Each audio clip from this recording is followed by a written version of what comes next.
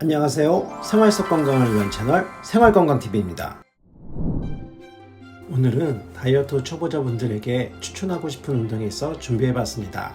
특히 중년이 돼서 팔, 다리는 가늘어지고 배만 볼록 나와 다이어트는 시작해야겠는데 운동을 어느 것부터 시작해야 할지 몰라 헬스클럽부터 덜컥 등록했다가 이런저런 핑계로 안 가고 남은 기간을 당근에 올리게 되는 안타까운 경험을 하셨을 텐데요.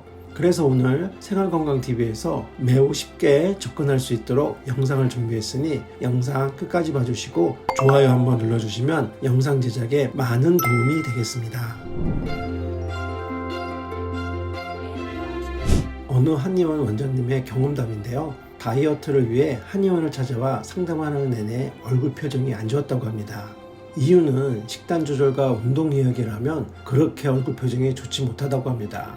그리고 저는 운동을 열심히 하는데 왜 살이 안 빠지죠? 하는 분들도 있으시고요. 그런데 끝까지 들어보면 너무 단기간에 살을 빼려고 한다는 것입니다. 우리가 항상 드리는 말은 우리가 모델, 탤런트가 아닌 이상 우리같이 일반인인 경우에는 다이어트는 길게 꾸준히를 목표를 잡으셔야 하고 특히 중년 이후부터는 몸무게의 수치, 즉 한 달에 5kg, 두 달에 10kg 이렇게 몇 킬로그램의 감량 목표를 잡지 말고 내 건강을 위해 다이어트를 하자라는 목표가 제일 중요합니다. 지난번 건강 다이어트에 말씀드렸듯이 중년은 멋진 몸매를 만드는 것이 목표가 아니라 건강을 위한 다이어트를 해야 합니다. 덜컥 식단 조절이니 뭐니 하면서 굶다가 건강이라도 다치면 안 하느니 못합니다. 농담으로 이런 말을 많이 하죠. 우리 나이에 굶으면 뼈 삭는다고. 맞습니다. 정말 굶거나 영양소가 불균형을 이루면 우리 뼈는 삭을 수 있으니 이 점 유념하시고 내가 얼마나 오래 꾸준히 하면서 건강을 지킬 것인지부터 목표를 잡으셔야 합니다. 보통 앞서 말씀드린 것처럼 다이어트를 위해 한의원이나 병원을 찾아오셔서 상담을 하게 되면 다양한 분들이 오신다고 합니다. 운동은 꾸준히 하지만 살이 안 빠지는 경우, 식단과 운동을 병행을 해도 빠지는 속도가 느리다든지 다양한 경우를 접하게 된다고 하는데요. 이렇듯 다이어트도 체질적으로 공략점이 다르게 해야 하는데요. 어떤 분들은 식사와의 싸움, 어떤 분들은 움직임의 문제 다양한데요. 마른 비만형이라고 근육량은 평균보다 적고 지방이 평균보다 높은 분들을 마른 비만형이라고 하는데요. 말랐는데도 허벅지라든지 팔, 등, 허리, 엉덩이 같은데 울룩불룩 잡히는 살들이 잡히는데 왜 그러냐면 근육량이 적고 지방이 많이 있기 때문입니다. 우리가 포털 사이트에서 같은 몸무게라도 체형이 다른 경우를 많이 보았을 텐데요. 어떤 분은 몸매가 이쁘고 멋지죠. 이건 왜 그러냐면 근육량이 많고 지방이 빠지면 몸무게가 오히려 무거워도 단단한 몸매, 보기 좋은 몸매, 건강한 몸매를 관찰할 수가 있습니다. 이렇게 본인의 체질이 어떤 상태인지를 확인을 하시고 운동과 식단을 시작하셔야 하는데 오늘은 운동에 대해 말씀드리고 다음에는 식단에 관련하여 말씀드리도록 하겠습니다. 여하튼 지금 내 몸 상태가 근육과 지방 중 어떤 것이 많이 차지하고 있는지 체크가 필요하고요. 그 다음으로는 어떤 운동이 내 몸에 맞는지도 확인을 하셔야 하는데 보통 한의원이나 병원에 가서 체성분 분석을 하면 나의 체중, 골격근량, 체지방량 등 분석을 보게 되고 그곳에는 어떤 운동이 몇 칼로리를 소모하는지에 대한 권장 운동 목록을 볼 수가 있습니다. 그 운동에는 걷기, 조깅, 자전거, 수영, 등산, 배드민턴 등 많은 운동을 볼 수가 있는데요. 자, 여기서가 중요합니다.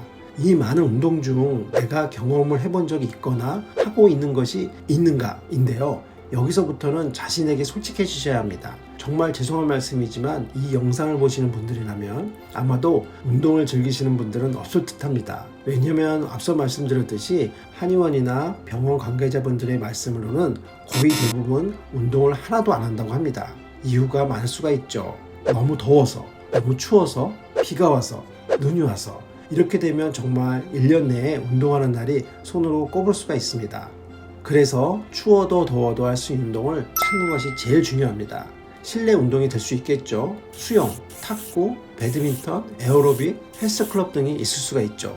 이런 건 날씨와 상관없으니 핑계가 될 수가 없죠.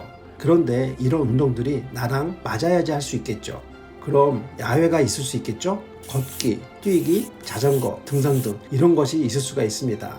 그런데 문제는 이런 것들을 또 해야 말이죠. 운동이 재밌어야 하고 매일, 매주 해야 하는데 재미가 없으면 아무리 칼로리 소모가 많이 된다 한들 무슨 소용이 있겠습니까? 그런데 여기서 내가 할 줄 아는 것이 있을 겁니다. 아주 쉬워 보이는 것이죠. 바로 걷기입니다.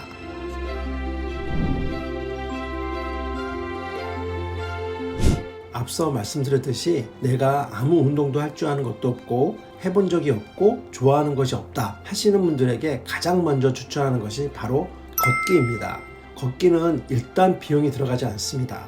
집에 내가 신던 운동화 하나면 됩니다. 그리고 운동화를 신고 집 앞에 나서면 바로 운동 시작. 집에 들어오면 운동 끝. 다른 운동은 시작이나 마무리 과정이 필요합니다. 갑자기 무거운 것을 들거나 빠르게 움직이려고 하면 근육에 무리가 올 수가 있어 시작할 때 준비 운동이 필요하고 마무리할 때 긴장한 근육들을 풀어줘야 하는 반면에 걷기는 어떻습니까? 어떤 준비나 마무리 과정이 전혀 필요 없습니다. 그래서 이것이 바로 걷기의 장점입니다. 걷기가 운동이 될까? 안 걷는 것보다는 훨씬 낫다는 것입니다. 걷기 운동은 일절 운동을 안 한 사람, 그리고 운동을 할 줄 모르는 사람에게 제일 먼저 권하는 운동입니다. 운동을 해보신 분은 제외입니다. 이 점 참고 부탁드리겠습니다.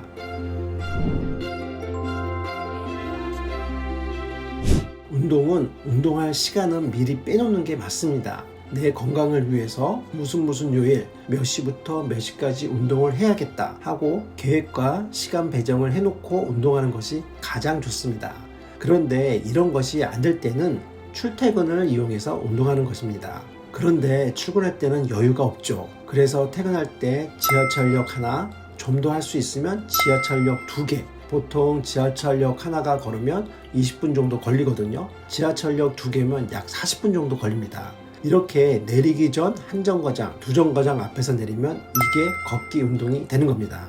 그런데 제가 추천드리는 건 두 정거장 정도입니다. 40분 이상 걷는 것이 훨씬 유리합니다. 그런데 처음부터 두 정거장은 굉장히 멀게 느껴지죠? 그럼 한 정거장부터 시작하시면 됩니다. 그렇게 하다가 익숙해지시면 두 정거장을 걸으시면 됩니다.